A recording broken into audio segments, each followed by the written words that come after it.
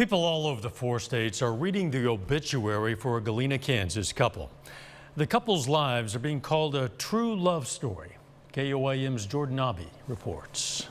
Things and people pass with time, but every once in a while a story seems to stick around, no matter what. That's how Tim Shears feels about his parents, Bob and Barbara Shears. I still can't believe it. It seems like a dream. It all started at the Reddings Mill Inn, which was called Wimpy's Bar and Grill back in 1949. Bob noticed Barbara, who was on a date with someone else, didn't look so well. The story goes Barbara was going through an appendicitis attack, but her date didn't seem too concerned. But Bob carried her to the car, drove her to the hospital, and checked on her a few days later.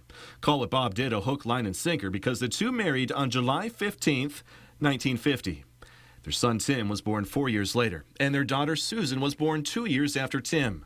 Life carried on. I think they put God first in their lives. Bob and Barbara knew that a big part of showing love, care, and happiness towards others was first being content with each other's companionship. They gave each other looks. I liked the way they looked at each other even when other people weren't watching. And I remembered thinking when I was younger that I wanted somebody to look at me that way and to treat me that way. Our story, quick as it is coming to an end. It's impossible to include all the details of two lives filled with so many fine points, but here's how the couple showed one last act of dedication towards each other. On Friday, Barb, who was in the hospital with pneumonia, passed away.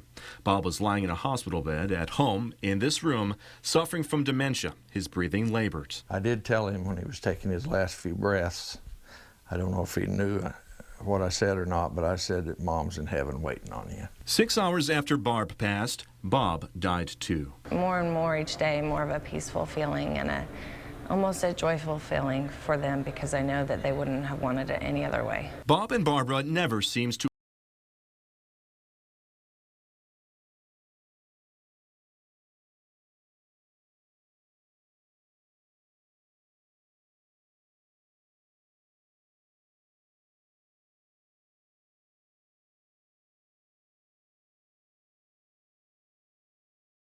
And a couple of